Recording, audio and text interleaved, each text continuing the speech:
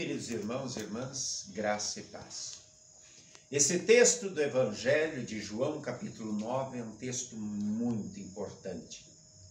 Trata de um cego de nascença, alguém que ficava mendigando ali em Jerusalém. Jesus tinha acabado de sair do templo, ele estava pertinho do templo, e ele era um invisível, um mendigo, um cego. Por quê? Porque depois da cura, os fariseus, os saduceus, que sempre estavam no templo, não o conheciam.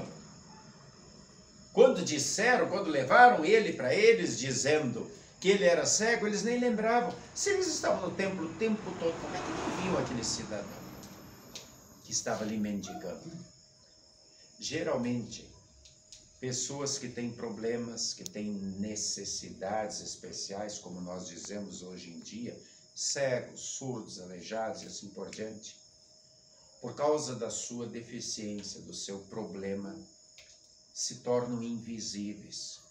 E por que nós não gostamos de ver essas pessoas? Muitas vezes porque pensamos, será que eu também não vou ficar assim? Eu não quero ficar assim. E nós muitas vezes nos achamos melhores. Lembra dos fariseus aqui do texto? Depois que ele está curado e que está lá discutindo com eles, eles jogam na cara dele, tu é todo nascido em pecado. Eles acham que o fato de ele ter sido nascido cego é porque ele já desde o nascimento já era um grande pecador. E isso era um pensamento que as pessoas na época tinham. Vejam, Jesus saiu do templo, está caminhando com os discípulos veem o cego e diz, por que ele nasceu cego, Jesus? É um pecado que ele fez ou os pais? É aquela coisa que, por exemplo, quem acredita na reencarnação, que passa de pai para filho, pecado hereditário, né? Eles têm essa ideia. Jesus diz, não tem nada a ver com isso. Nem ele pecou, nem o pai, não é por causa de um pecado específico. E aí Jesus diz uma coisa muito importante, é o meu destaque. Ele nasceu cego para que se manifeste nele o poder de Deus, a obra de Deus. O que Jesus quer dizer com isso? Ah, mas Jesus vai curar ele, essa é a grande obra de Deus, esse é o poder de Deus. Também, mas não é disso que Jesus está falando. Vamos lá para a leitura da epístola.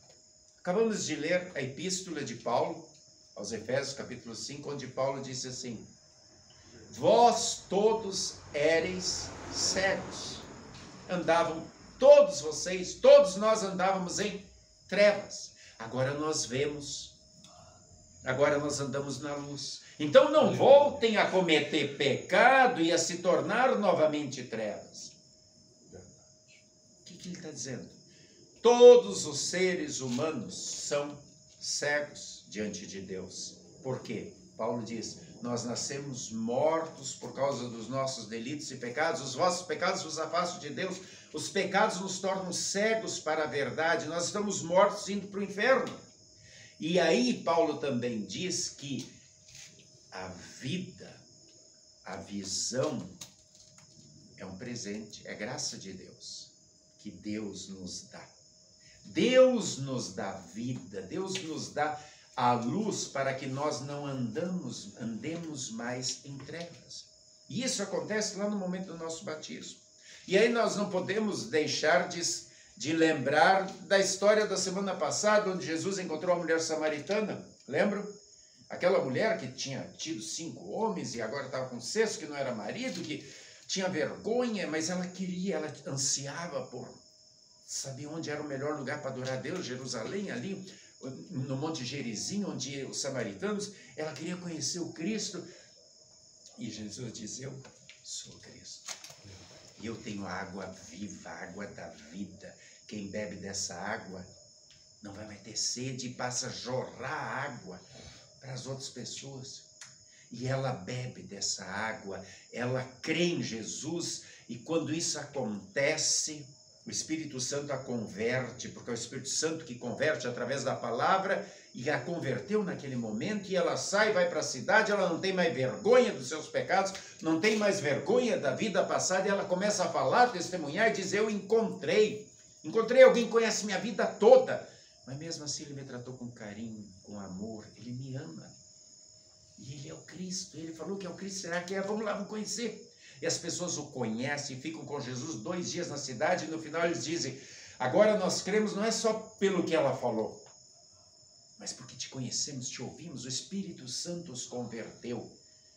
Viviam uma vida de trevas, agora eles têm a luz. Eles conhecem o caminho da vida.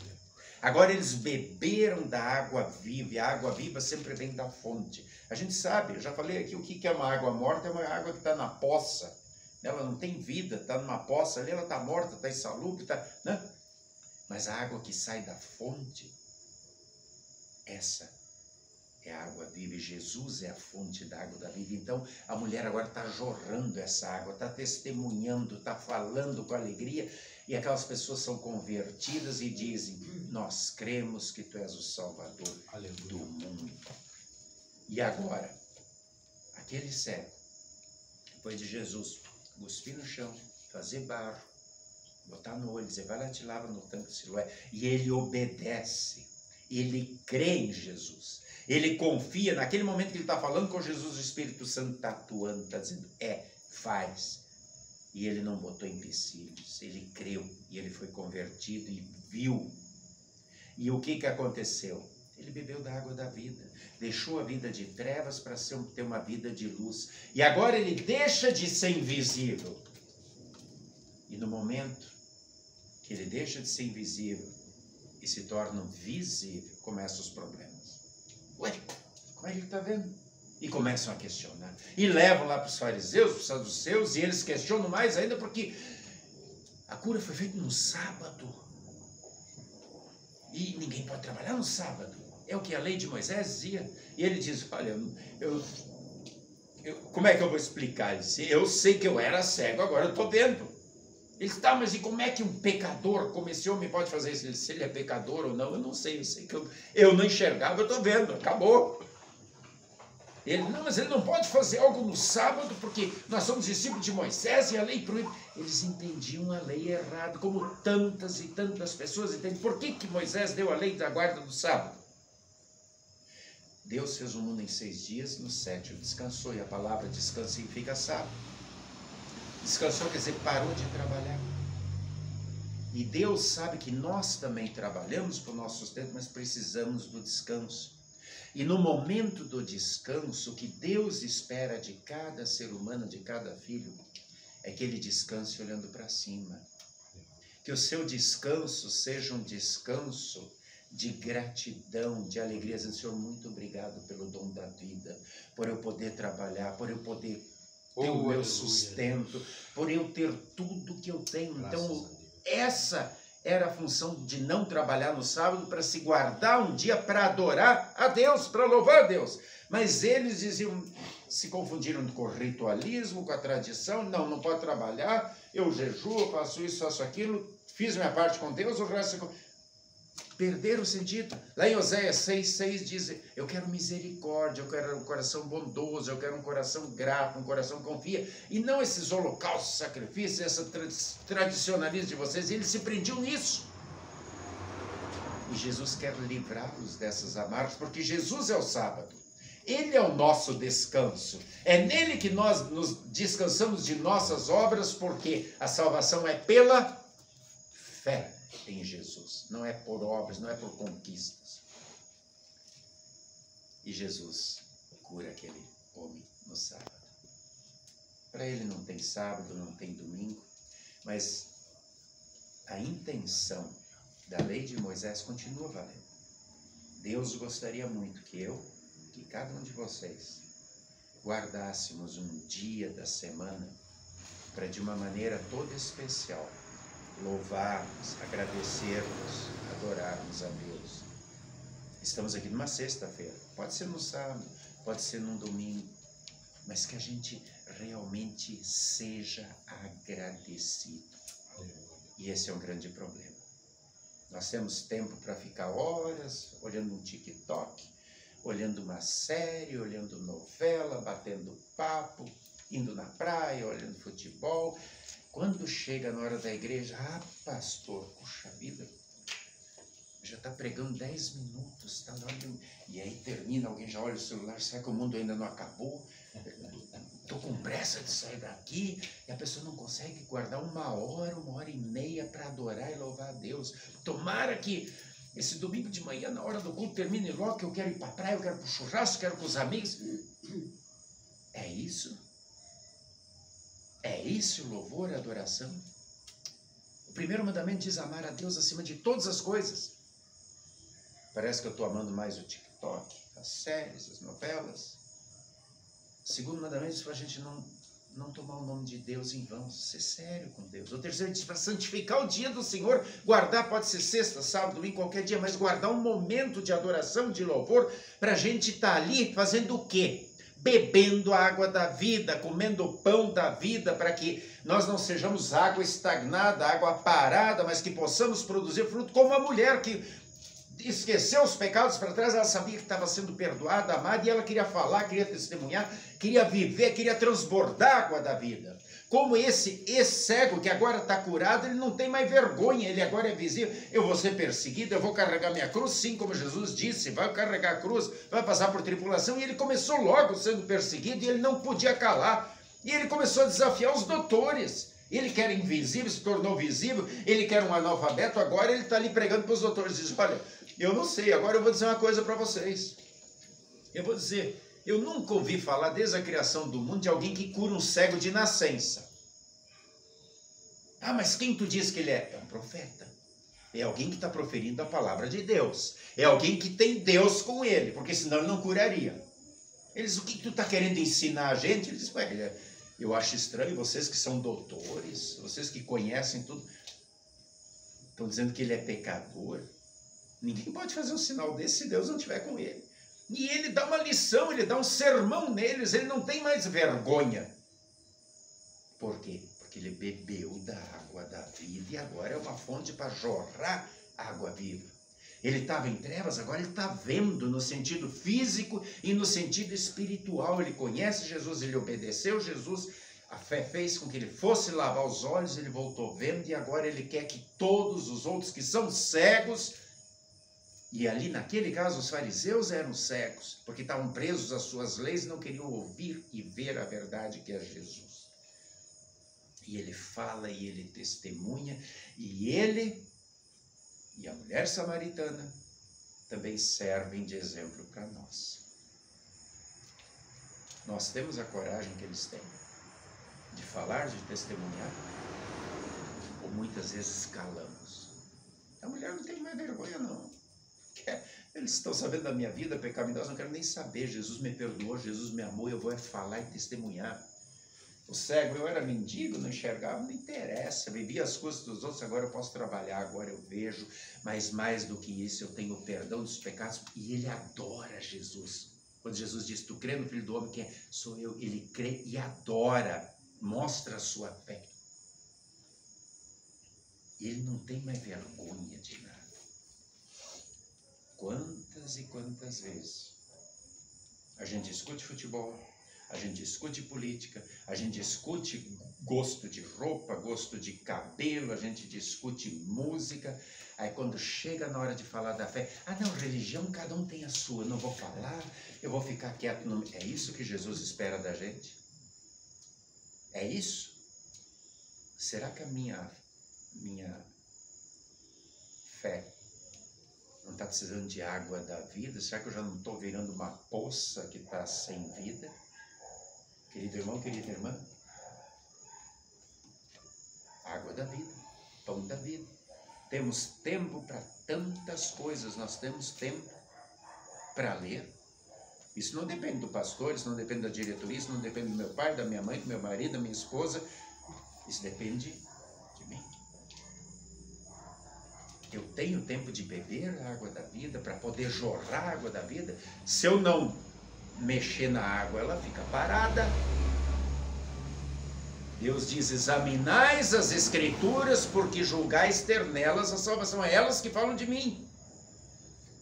Estamos nós lendo a Bíblia, estudando, aprendendo, para que o Espírito Santo nos alimente cada vez mais de pão da vida, de água da vida, para que a gente testemunhe, que a gente fale, que não fique com vergonha. O que eu vou falar? O que as outras pessoas vão pensar se eu falar da minha fé? Hoje o politicamente correto diz que cada um tem sua verdade. Nós vivemos na era da desconstrução, tem que desconstruir a família, desconstruir a igreja, desconstruir a fé, desconstruir a tradição, desconstruir a história, porque o politicamente quer isso, a ideologia que domina, eles querem isso para poder confundir, para que eles possam dominar, e assim, aquele que se disfarça em anjo da luz, o pai da mentira, vai dando risada, gargalhada, porque Lutero nos preveniu, os nossos inimigos são a nossa carne, o diabo e o mundo. E o diabo usa o mundo com seus modismos, com seu politicamente correto, com suas filosofias e ideologias para colocar medo, vergonha. Não fale, não testemunhe, não diga o que a Bíblia diz. Senão o que os outros vão pensar? Você vai ser perseguido, você vai ser confrontado igual o cego foi. E ele não estava nem aí, porque a sua fé em Deus era maior. A sua vontade de falar e testemunhar era maior. Ele tinha bebido da água da vida, ele agora via, não andava mais em trevas, e era isso que importava. Mas quantas vezes o diabo usa o mundo e às vezes a gente se aquieta? Ou usa a nossa carne, a preguiça, o medo, a vergonha, mas das outras coisas a gente não tem vergonha. Querido irmão, querida irmã, Deus diz para mim, para ti, eu te perdoei, eu te salvei, a tua culpa eu carreguei na cruz.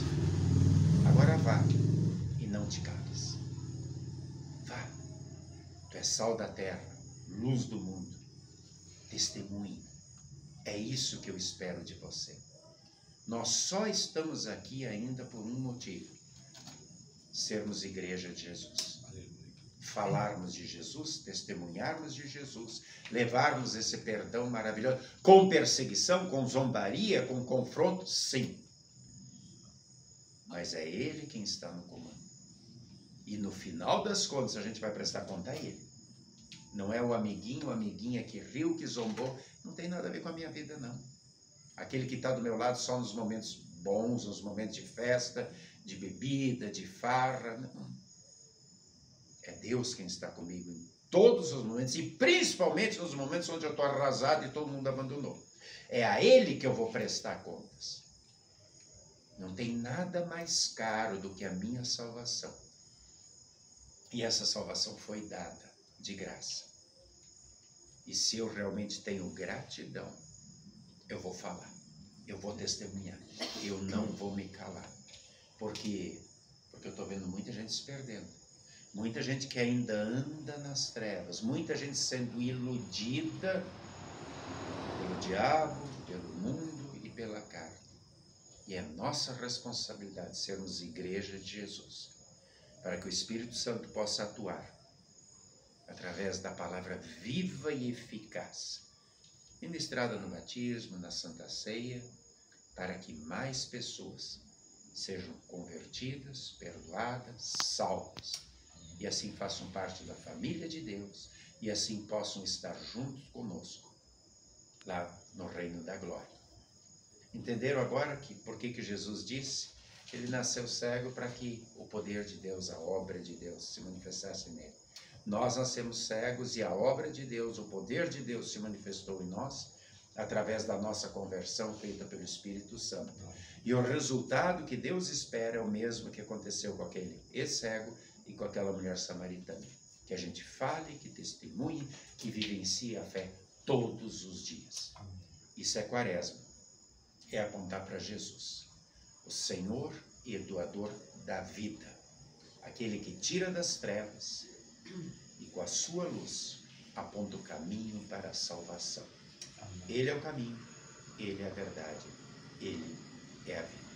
Que Deus nos ajude a continuarmos bebendo da água da vida, comendo do pão da vida e com alegria, vivenciando isso todos os dias, ali onde estivermos. Isso é ser igreja de Jesus. Que assim seja. Amém. E a paz de Deus, que excede o entendimento humano, guarde corações e mentes em Cristo Jesus até o dia do grande encontro. Amém. Amém.